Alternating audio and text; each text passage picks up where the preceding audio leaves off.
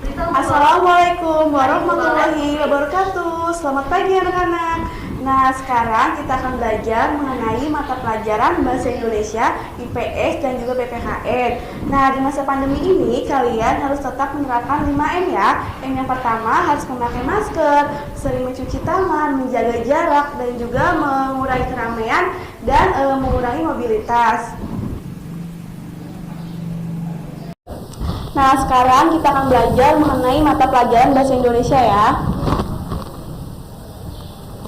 Materinya mengenai karakter dalam cerita fiksi.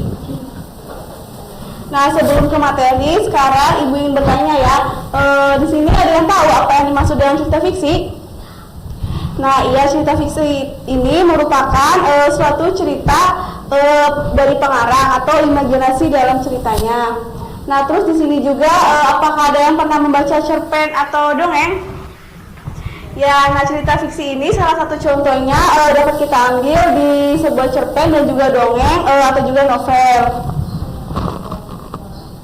Nah, sekarang kita ketahui dulu ya, cerita fiksi adalah salah satu genre atau karya sastra yang berisi cerita rekaan hasil imajinasi dalam pengarang.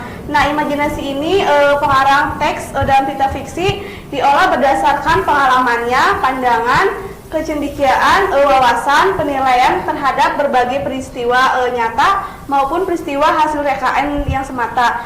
Nah, maka dapat disimpulkan teks fiksi ini adalah karangan yang berisi cerita rekaan atau khayalan. Nah, teks fiksi ini dibuat berdasarkan imajinasi penulis. Sekarang di sini ada beberapa jenis karya seni yang termasuk ke dalam cerita fiksi. Yang pertama contohnya ada cerpen, novel, roman, drama, dan juga sinetron. Nah, terus di sini ada ciri-ciri dalam teks fiksi. Yang pertama, ceritanya itu rekaan atau cerita yang ditulis pengarang berdasarkan imajinasinya. Nah, yang kedua menggunakan bahasa yang mudah dipahami. Yang ketiga bertujuan menghibur pembaca. Yang keempat menggunakan bahasa baku, dan yang kelima ditulis dalam alur cerita. Di sini ada termasuk tokoh. Nah, tokoh ini adalah pelaku cerita atau tokoh merupakan orang-orang yang memiliki peran dalam cerita tersebut. Nah, peranan tokoh ini atau sering disebut juga sebagai penokohan atau gambaran atau sifat tokoh yang terdapat pada sebuah teks fiksi. Nah, di sini ada karakter dalam cerita fiksi. Yang pertama ada tokoh protagonis. Nah, tokoh protagonis ini merupakan tokoh yang berusaha menyelesaikan tujuan dalam suatu cerita atau tokoh utama yang memiliki sifat yang baik, dapat menyita empati dan perhatian pembaca atau penontonnya. Nah, yang kedua ada tokoh antagonis. Nah, tokoh antagonis ini merupakan tokoh yang memiliki sifat jahat atau penggambaran watak yang buruk dan negatif. Nah, biasanya dibenci sebagai pembaca ataupun penontonnya. Selanjutnya di sini ada tokoh tritagonis. Nah, di sini tuh merupakan gambaran watak yang bijak. Nah, berfungsi sebagai pendamai atau jembatan atas penyelesaian konfliknya. Nah, biasanya sebagai tokoh yang menyelesaikan permasalahannya dalam sebuah cerita. Selanjutnya di sini ada sebagai tokoh figuran. Tokoh figuran ini merupakan tokoh atau peran yang kurang berarti dalam penceritaan atau sebagai peran pembantu.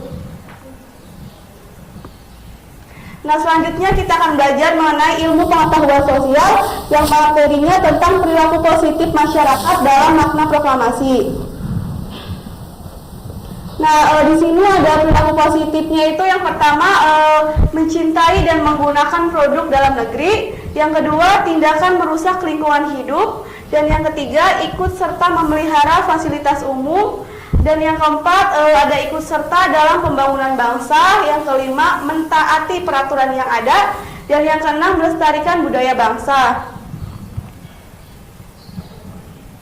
Selanjutnya kita akan belajar mengenai PPKN yang materinya mengenai keberagaman sosial, budaya, ekonomi terhadap masyarakat. Kita ketahui dulu yang pertama ada keberagaman sosial. Nah, keberagaman sosial adalah segala sesuatu yang berhubungan dengan keanekaragaman atau perbedaan dalam suatu masyarakat atau lingkup tertentu. Nah, di sini contohnya itu yang pertama ada keberagaman suku bangsa, yang kedua keberagaman bahasa, terus juga ada rumah adat, pakaian tradisional, senjata tradisional, makanan khas, upacara adat dan juga keseniannya. Terus di sini ada keberagaman budaya. Nah, keberagaman budaya adalah suatu wilayah atau negara yang dimiliki budaya lebih dari satu. Hal tersebut dikarenakan adanya perbedaan suku ataupun ras.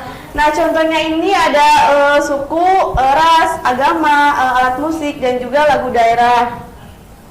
Selanjutnya di sini ada keberagaman ekonomi. Nah, keberagaman ekonomi ini adalah suatu aset perekonomian bangsa yang perlu kita lestarikan untuk memenuhi kebutuhannya, yang disebut juga kegiatan ekonomi atau tindakan ekonomi. Nah, contohnya ini seperti ada profesi. Nah, profesi kita kan ada yang dokter, terus juga perawat, guru, polisi dan lain sebagainya. Selanjutnya di sini ada pedagang. Nah, pedagang juga kan macam-macam. Ada pedagang sayur, terus buah-buahan dan lainnya. Terus di sini juga ada peternakan, penulis dan juga kesenian.